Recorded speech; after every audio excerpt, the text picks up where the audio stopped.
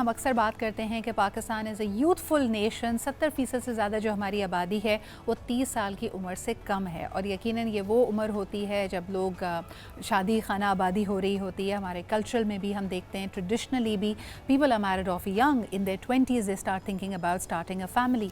लेकिन अक्सर ये डिसीजंस बहुत ही इन्फैचुएटेड स्टेट में लिए जाते हैं। उनको लगता है कि जी ठीक है, पहले ज़रा ये करके देख लेते हैं अपनी लाइफ में एक्सपेरिमेंट, या अरेंज मैरिज होती है, घर वालों ने कोई रिश्ता दिखाया होता है। लेकिन आपको ख़ुद अपनी शादी से और अपनी ज़िंदगी से क्या चाहिए, ये जो आइडियाज़ होते हैं वो बहुत फ्लूइड होते हैं। तभी हमारे यहाँ बहुत बड़ी रिक्वायरमेंट है प्री मैरिटल काउंसलिंग की, यानी शादी करने से पहले जो भी जोड़ा है वो आपस में बैठकर बात करे, कुछ ज़िंदगी की हकीकतों के बारे में उनको पता हो, ताकि कॉमन मिस्टेक्स को अवॉइड किया जा सके। आज हमारे साथ मौजूद है हमारी फ्रेंड और tarot expert Serena.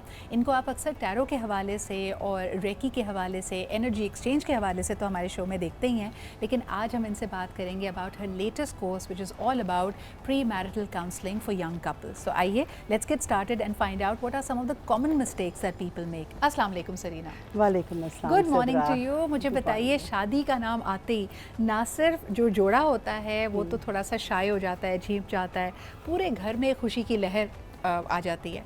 We are less focused on the shaadi and we are more focused on the wedding events.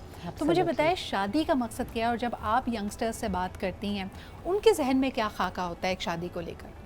Sidra, जो आपने सवाल किया है, this I think is a whole entity in itself. क्योंकि शादी जब भी हम करते हैं तो हम इस नीयत से करते हैं बस सारी ज़िंदगी इसी के साथ रहना है, यही एक मैरिज है, this is the thing that will take a life forward. लेकिन अक्सर आप देखते हैं कि ऐसा नहीं हो पाता, चाहे वो लव मैरिज हो चाहे वो अरेंज मैरिज हो। और आजकल बहुत ज़्यादा ये चीज़ का है कि डाइवोर्सेस हो जाती हैं, सेपरेशंस हो जाती हैं। क्या वजह है? वजह ये है कि हम बच्चों को बहुत सारा कुछ दे देते हैं, अच्छे एक्सपेंसिव चीज़ें देंगे, जहेज़ देंगे, ख्याल करेंगे, सब कुछ, लेकिन हम उन्हें वो तरबियत नहीं बता पाते जो एक अच्छी मैरिज के लिए ज़रूरी होती है। और इसके लिए बहुत इम्पॉर्टेंट है कि किस्म की काउंसलिंग हो शादी से पहले, लड़का और लड़की दोनों की, जिसके अंदर वो सारी चीज़ें जो उनकी एक्सपेक्टेशंस हैं शादी से, वो लेके हम सामने टेबल पे रखें, उनको डिस्कस करें, उनको एडवाइस करें और उनको बताएं कि ये चीज़ आप किस तरह डील करेंगे, जब ये कॉन्फ्लिक्ट आएगा आप इसके लिए क्या करेंगे। बिल्कुल सही। अच्छा, एक जो हम कॉमनली बात सुनते हैं, आपने अभी डिवोर्सेस का, सेपरेशंस का जिक्र किया, तो लोग अक्सर कहते हैं कि जी हम इंडिविजुअली बहुत अच्छे लोग हैं, दूसरे को जानते भी थे, लेकिन हम कंपैटिबल नहीं हैं। इसके कई मतलब निकल सकते हैं, लेकिन आपकी प्रैक्टिस में आपने क्या नोटिस किया है, when a couple says we are not compatible, is it anger, is it a very different life perspective, ज़िंदगी से मुख्तलिफ चीज़ें चाहते हैं, what makes them incompatible? Conflict management. Problems हर एक की ज़िंदगी में होती हैं, तबीयतें हर एक की डिफरेंट होती है। एक घर में 5 बंदे रहते हैं, everybody is of a different nature. सही। जब आप मियाँ बीवी, जितना बर्तन साथ होता है उतना खटकता है। सो जब मियाँ बीवी साथ होते हैं, वो किसी भी सिनेरियो में जाते हैं जहाँ एक्सटर्नल फैक्टर की वजह से या उनके इंटरनल किसी अपनी प्रॉब्लम्स की वजह से दोनों की थॉट्स डिफरेंट हो जाती हैं। वो ये चाहती हैं, वो ये चाहते हैं, या उनका ख्याल था कि मेरी शादी इस तरह चलेगी, उनका ख्याल था मेरी शादी इस तरह चलेगी। समथिंग एज सिंपल एज हम कितनी दफ़ा बाहर खाना खाने जाएंगे, या हम पहले ईद कहाँ मनाएंगे, या बेसिक चीज़ें। सो ये जो प्रॉब्लम्स होती हैं, इनसे क्या होता है, एक्सपेक्टेशंस बिल्ड हुई होती हैं, और जब हम उन एक्सपेक्टेशंस को पूरा होते हुए नहीं देख रहे होते तो हम कहते हैं तो हमारे से बड़ी ज़्यादती होगी। अच्छा, इसमें मुझे लगता है कि 2 एरियाज़ हैं Sarina ji. A lot of girls, when we talk to them, young girls, उन्होंने बिल्कुल आप सही कह रही हैं, एक पर्सपेक्टिव बनाया होता है कि शादी के बाद जो तमाम एडवेंचर्स करने की अभी उनको घर वाले इजाज़त नहीं दे रहे हैं, वो सब कर यही कहा जाता है ना, शादी के बाद कर लेना, तुमने कुछ साड़ी पहननी है शादी के बाद पहनना, तुमने ज़्यादा मेकअप करना है शादी के बाद करना, नौकरी करनी है शादी के बाद करना। वो बेचारी ने सारे ख्वाब शादी के बाद से जोड़ लिए होते हैं, और शादी के बाद पता चलता है कि जो शादी से पहले वाली फ्रीडम्स थी वो भी छिन गई हैं। तो अब ऐसी सिचुएशन में लड़कियां क्या करें? सबसे पहले तो मेरा ख्याल है कि जो असल ज़िंदगी आप जीते हैं वो शादी से पहले जीते हैं। आप अपने आप को जो बनाते हैं, जो आप अपने आप को तैयार करते हैं फॉर प्रैक्टिकल मैरिड लाइफ, वो शादी से पहले होता है। तो ये ख्वाहिशात नहीं रखनी चाहिए दिल में कि शादी के बाद करेंगे। शादी के बाद और जिम्मेदारियां बढ़ती हैं, कम नहीं होती। अच्छा, एक कॉमन मिस्टेक जो मैंने देखी है कि each person from their spouse expect कि भाई इसका ज़िंदगी में जो अव्वलीन प्रायोरिटी होनी चाहिए वो मैं हूँ, and making me happy is my partners responsibility. You have touched a very very sensitive topic, और ये मैं अपनी काउंसलिंग में सबको समझाती हूँ। Number one, you can not expect कि आपका पार्टनर आपकी सारी ख्वाहिशात पूरी करेगा। It is just not possible. It's not also not fair. It's not fair, absolutely. आप एक्सपेक्ट करिए मुझे खुश भी ये रखेगा, या मियाँ बीवी से एक्सपेक्ट कर रहे हैं मेरी खिदमत भी ये करेगा, मुझे घुमाएंगे भी ये, पैसे भी ये देंगे, मेरी इमोशनल केटरिंग होगी सारी इनसे ही और इन्हीं से होगी। अगर मैं परेशान हूँ तो सबसे पहले मेरे स्पाउस को चाहिए कि वो मुझे खुश करे। ये प्यार मोहब्बत की बात होती है, होना चाहिए ऐसे। मगर क्या वो स्पाउस के सिचुएशन में है, क्या वो इतना इमोशनली इंटेलिजेंट है कि वो आपकी इस चीज़ को कैटर कर सके? हो सकता है वो अपना कुछ बैगेज कैरी कर रहे हो, तो यू कैन नॉट एक्सपेक्ट। मुझे ये भी लगता है कि जैसे आपने कहा ना कि सारी एक्सपेक्टेशंस में ये भी होता है, मिसाल के तौर पे एक लड़की बड़ी अच्छी सी किसी तकरीब के लिए तैयार हुई है, उसको 5 लोगों ने ऑलरेडी तारीफ़ कर दी है, उसकी सास भी कह रही है तुम बहुत अच्छी लग रही हो, बच्चे ने भी कह दिया मम्मा आज आप बहुत प्यारी लग रही हैं, लेकिन उसकी एक्सपेक्टेशन सिर्फ और सिर्फ अपने पार्टनर से कि जब तक हस्बैंड तारीफ़ नहीं करेगा तो मेरी तैयारी मुकम्मल नहीं है। Is that unrealistic? I think it has more to do with love. It might be unrealistic, मगर देन यू सी ज़रूरी नहीं कि हस्बैंड अल्फाज से ही तारीफ़ करे, just a look maybe. कोई चीज़ तो हमें लव लैंग्वेज समझनी चाहिए अपने स्पाउसेस की। और हाँ, एक्सपेक्टेशंस होती है स्पाउस से कि भाई ये तारीफ़ करे, because you are dressing up for yourself as well as for your spouse. Nobody talks about money management in a शादी। आई थिंक कि जब हम प्री मैरिटल उसकी बात कर रहे हैं, सबको ये पता है कि जी शादी का जोड़ा किसने देना है, खाना कितने लोगों का होना है, लेकिन जो आपके डे टू डे बिल्स हैं, कि अगर आप शॉपिंग करना चाहती हैं, घर के अखराजात हैं, क्या वो सारी जिम्मेदारी हस्बैंड की होती है? How will you, if you both earning members, and how will you save, how will you plan for life? इस पे क्या कहेंगे?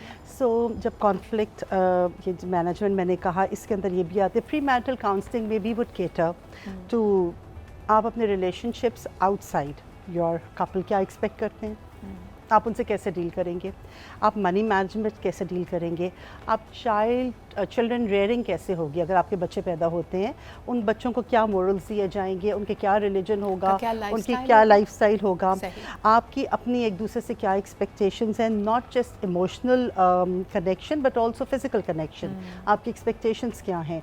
आपने ये सारी चीज़ें मनी मैनेजमेंट में दोनों कमा रहे हैं, कॉमन अकाउंट है, सेपरेट अकाउंट्स हैं, किसकी क्या जिम्मेदारी है, किसका क्या रोल है, ये जो काउंसलिंग सेशन है इसमें ये सारी बातें करना ज़रूरी होता है। अच्छा, हम अक्सर ये देखते हैं कि अगर एक कपल में अंडरस्टैंडिंग है या लाइकिंग है एक दूसरे की तरफ, तो बहुत सारे रॉन्ग्स भी राइट हो जाते हैं। लाइक जो पहले आपके लिए डील ब्रेकर्स होने चाहिए थे, आप उन पे कॉम्प्रोमाइज़ कर लेते हैं या आप उनको अनदेखा कर देते हैं।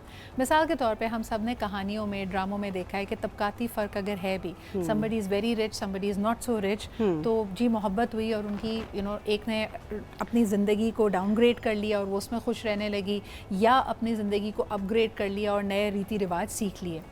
रियल लाइफ में ये हो पाता है? देखिए, शुरू में तो ये सब कुछ हो जाता है, आपको मोहब्बत हुई होती है, ठीक है, हनीमून फेज, हनीमून फेज वो दुनिया में उससे बेहतर इंसान ही कोई नहीं है, ठीक है। लेकिन after U turn into practical life, थोड़े अरसे बाद आपको नज़र आता है अच्छा ये तो खराटे भी लेता है, अच्छा तो पैसे कम देता है, अच्छा ये तो मेरी खिदमत नहीं कर, तो you start coming into practical life and then you start seeing things of the other person जो आपने शादी से पहले नहीं सोची होती। यही वाली बात है, प्रॉब्लम सब में है, इश्यूज सबके पास होते हैं, how to deal with the issues, that is what determines your marriage. Marriage has nothing to do with love or arranged, it has nothing to do with that. It's people management, it's a person management, it's your relationship management. बिल्कुल सही। अच्छा, एक आखिरी सवाल, क्योंकि हमारे यहाँ समझा जाता है कि ये मर्दों का माशरा है और तमाम कॉम्प्रोमाइज़, तमाम अंडरस्टैंडिंग खातून नहीं करनी है। I think this is follied. आपने अपनी प्रैक्टिस में क्या देखा है कि आदमियों को कहाँ कहाँ एडजस्ट करना पड़ता है, और मर्द हजरात के लिए शादी में आने के बाद उस नई ज़िंदगी में एडजस्ट करने के लिए क्या मुश्किलात होती हैं? सबसे ज़्यादा प्रॉब्लम होती है कम्युनिकेशन की। सही। औरतें बहुत ज़्यादा एक्सप्रेस कर जाती हैं, आदमी एक्सप्रेस नहीं करते, वो समझ रहे होते हैं, फील कर रहे होते हैं, उनको पता नहीं होता एक्सप्रेस कैसे करना है। तो हो सकता है उनको अपनी बीवी बहुत अच्छी लग रही हो जब वो तैयार हुई हो, लेकिन वो बोलेंगे नहीं। तो ये हम सिखाते हैं कि जब आपको ये चाहिए, you need to compliment her, let her know, love language सीखें अपनी भी उनकी भी। सो आदमियों के लिए यूजुअली ये थोड़ा मुश्किल होता है, तो औरतें इस अच्छा, मामले में आपने ज़्यादा बिल्कुल सामने कहा कि जो हमारा इजहार करने की ताकत है वो देखते हैं कि मर्द हो या ख़वातीन हो, हम उसका गलत इस्तेमाल करते हैं। हमें कोई चीज़ नापसंद होती है तो हम बड़े वोकल हो जाते हैं। वी टेल अ पर्सन, हम शिकायत करते हैं, हम शिकवा करते हैं, हम बताते हैं कि किसी में क्या कमी है। लेकिन जो चीज़ आप दूसरे की अप्रिशिएट करते हैं वो हम कम्युनिकेट नहीं कर पाते। How important is that in a marriage? Very important, क्योंकि एक मैरिज का रूल होता है कि for every one wrong thing that you do or every one negative comment that you give, you have to give at least 5 positive ones. Wow, so that should be the ratio. That should be the कि ratio. अगर आपने एक negative feedback दिया है तो उसको balance of करने के लिए कम से कम 5 तारीफ़ें करें। अब गिन के उस वक्त झूठी मोटी तारीफ़ें ना करना है, तुम्हारे नाक भी अच्छे, तुम्हारे बाल भी अच्छे हैं, तुम्हारे नाखून भी अच्छे, इस तरह नहीं। कहने का मकसद ये है कि तनासुब ये होना चाहिए, आपका इक्वेशन ये होना चाहिए कि हर क्रिटिक के लिए 5 गुना ज़्यादा आपके पास पॉजिटिव अप्रिसिएशन हो। इस तरह की मज़ीद बहुत सारी हेल्पफुल टिप्स जानने के लिए आप सरीना से रब्ता कर सकते हैं। आई वुड स्ट्रांगली अर्ज, बहुत सारे लोग इस वक्त शादी के खूबसूरत से बंधन में बंधने वाले हैं, and if you can just take out time, do this course, there are many offerings. आप इंडिपेंडेंटली इंडिविजुअली कंसल्ट भी इनसे कर सकते हैं and she can guide you, ताकि ये अहम चीज़ें आपके मद्देनज़र हों, आप उनके बारे में सोचें और फिर इस बहुत ही अहम रिश्ते में बंधें। Thank you Sarina for being here with us.